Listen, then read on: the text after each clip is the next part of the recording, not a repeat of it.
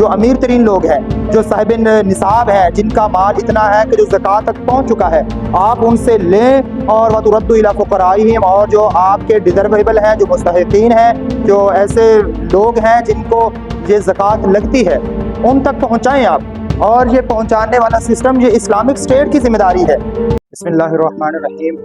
ناظرین، آج ہم اسلام کے جو اپوزٹ ہیں، جو اسلام کے تضاد میں یا اسلام کے تناقض میں، تعارض میں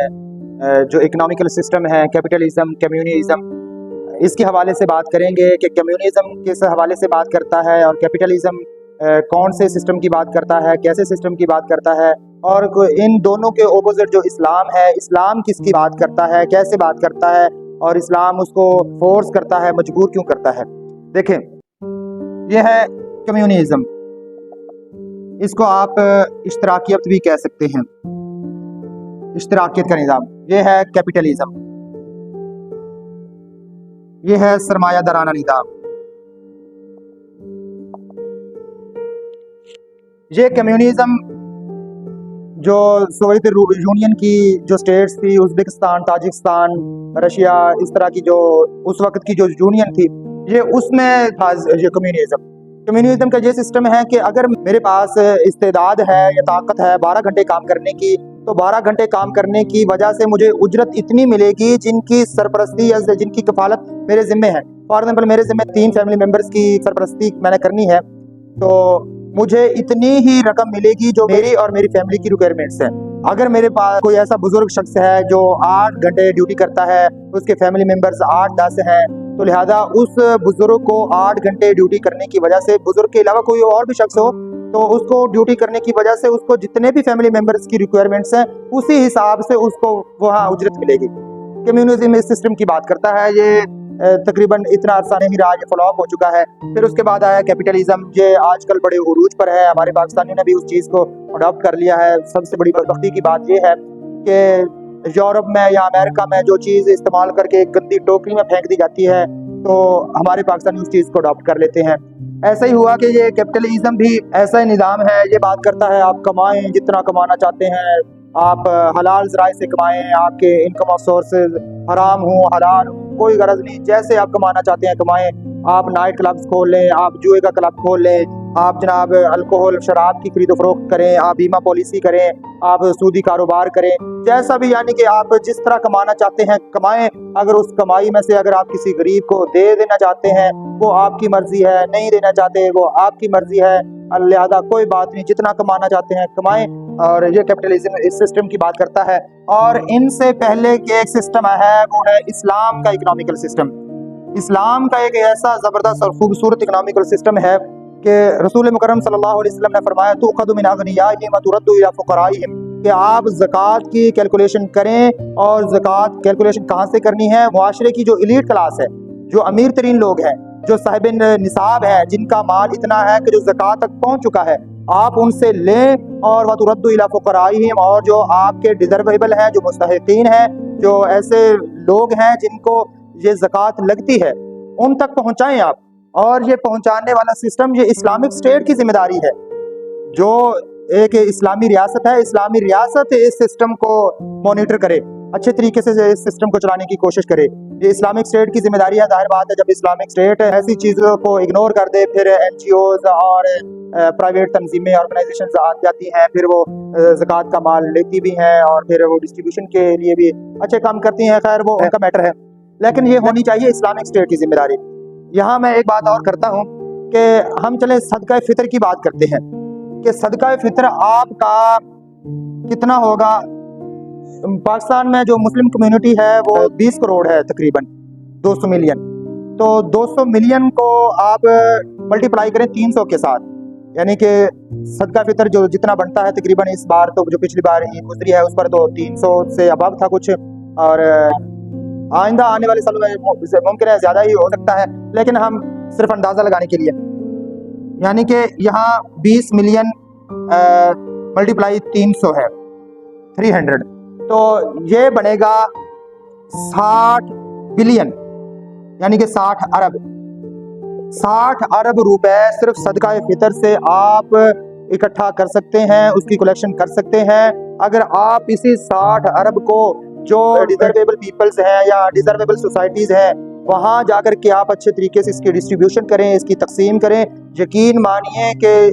علاقے کی کیا پورے پاکستان کی غربت کا خاتمہ اچھے طریقے سے ہو سکتا ہے۔ اور یہ میں نے حالانکہ اندازہ تھوڑا لگایا ہے، مسلم کمیونٹی اس سے زیادہ بھی ہو سکتی ہے، اور جو صدقہ فطر ہے جو پر ہیڈ ہے فی کس ہے وہ اس سے بھی زیادہ ہو سکتا ہے۔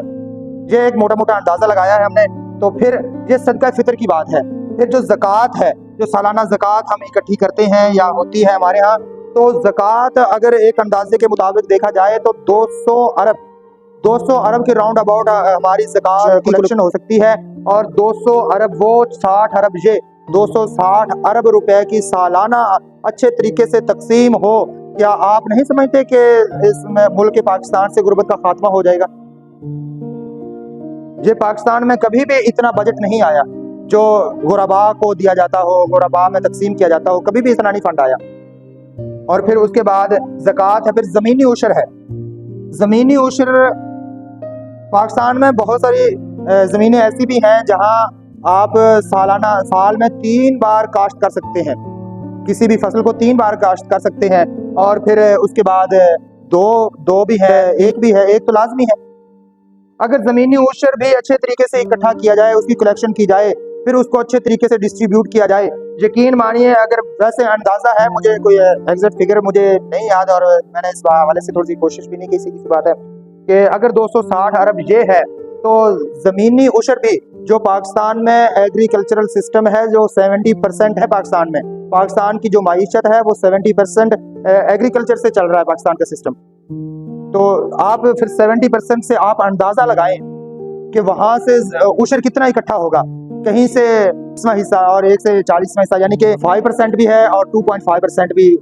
عشر نکلتا ہے۔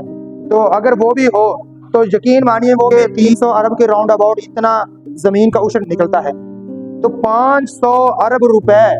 پاکستان میں اکٹھا ہوتا ہے، اور وہ اکٹھا کر کے اگر اس کی ڈسٹریبیوشن اچھے طریقے سے کر دی جائے غرباء، مساکین، یتیم، بیواؤں میں، تو کوئی بھی ایسا نہیں ہوگا کہ آپ کے معاشرے میں کوئی غریب رہتا ہو۔ اس طرح یہ اسلامک اسٹیٹ میں ایسا ہوا ہے، مدینہ کی اسٹیٹ میں ایسا ہوا ہے، تو لوگ لے کر کے نکلتے تھے اپنی زکوٰۃ کو، زکوٰۃ لینے والا کوئی نہیں ہوتا تھا۔ اس کی وجہ یہی تھی کہ اس وقت یہ اسلام کا اکنامیکل سسٹم تھا، اس وقت زکوٰۃ کی کلیکشن ہوتی تھی اور زکوٰۃ کی ڈسٹریبیوشن ہوتی تھی اچھے طریقے سے، ایک اسلامک اسٹیٹ مکمل ایک ٹیم ورک کرتی تھی۔ اور دیکھیں پھر اس کے مقابلے میں یہ کمیونزم اور کیپٹلزم ہے، یہ ایک فلاپ، کمیونزم تو بالکل ہی فلاپ ہو گیا، کیپٹلزم چلے زیادہ آ رہا ہے۔ یہ کیپٹلزم یہ بات کرتا ہے آپ کمائیں جتنا کمانا چاہتے ہیں، لیکن آپ کسی کو دینا چاہیں تو آپ کی مرضی ہے، لیکن اسلام آپ کو روکے گا، اسلام آپ کو روکے گا۔ آپ نے کمائیں، ٹھیک ہے، اپنا اب حلال ذرائع سے کمائیں، آپ کے انکم آف سورسز حلال ہوں، آپ جتنا مرضی کمانا چاہیں، آپ نے 8 لاکھ کما لیا ہے، 10 لاکھ کمائیں، 10 لاکھ کما لیا ہے، 12 لاکھ کمائیں، 20 لاکھ کمائیں، ارب کمائیں، خرب کمائیں، اسلام اس چیز سے منع نہیں کرتا، لیکن اسلام آپ کو تب روکے گا کہ جب آپ نصاب تک پہنچ چکے ہیں، پھر آپ نے زکوٰۃ نہیں دی، زکوٰۃ تب نہ دی تو آپ اسلامک اسٹیٹ کی یہ ذمہ داری بنتی ہے، یہ رسپانسبلٹی بنتی ہے کہ اس کو روکے اور اس کو پکڑے، اس سے وہ زبردستی زکوٰۃ لے۔ حضرت ابوبکر صدیق رضی اللہ تعالیٰ نے کیا کیا تھا کہ ایک علاقے والے نے کہا تھا ہم زکوٰۃ نہیں دیں گے، حضرت ابوبکر صدیق کہنے لگے میں ان کے خلاف جہاد کروں گا، تو دوسرے صحابہ کرام کہنے لگے یہ کلمہ پڑھتے ہیں، نماز پڑھتے ہیں، آپ ان کے خلاف کیسے جہاد کریں گے؟ کہا ان نے اسلام کے ایک رکن کا انکار کیا ہے، لہذا میں ان کے خلاف جنگ کروں گا، اور پھر جنگ کی اس وجہ سے کہ وہ زکوٰۃ نہیں دیتے تھے۔ دیکھیں یہ اسلامک اسٹیٹ کی ایک ذمہ داری ہے، اگر وہ اسلامک اسٹیٹ اچھے طریقے سے وہ ذمہ داری کو نبھائے تو یقین مانیے کہ معاشرے کی غربت کا بالکل خاتمہ ہو سکتا ہے بڑی آسانی سے۔ اور اس میں ممکن ہے کہ کہیں کسی جگہ پر میں اس کے کیلکولیشن میں تھوڑی بہت مبالغہ رائے بھی کر گیا ہوں، تو آپ کے ہاں یہ آپ سمجھوتا کر سکتے ہیں، آپ دیکھ سکتے ہیں کہ ایگریکلچر سے ہم کتنے اکٹھے کر سکتے ہیں، زکوٰۃ سے ہماری کلیکشن کتنی ہو سکتی ہے، صدقہ فطر سے کتنی ہو سکتی ہے، یہ آپ بھی اچھے طریقے سے اندازہ لگا سکتے ہیں، لیکن آپ اس نتیجے پہ ضرور پہنچیں گے کہ اگر یہ امپلیمنٹیشن ہو جائے ان چیزوں کی تو یقین مانیے کہ معاشرے کی غربت کا خاتمہ ہو جائے گا۔ آپ اس بات سے ایگری ضرور کریں گے انشاءاللہ۔ تو ہمارے ساتھ جڑے رہیے، انشاءاللہ اس طرح کے ٹاپکس پہ ہماری ویڈیوز آئندہ بھی آتی رہیں گی۔ ہمارے چینل کو سبسکرائب کیجیے گا، قلب سلیم ہمارے یوٹیوب چینل کا نام ہے۔ السلام علیکم ورحمۃ اللہ۔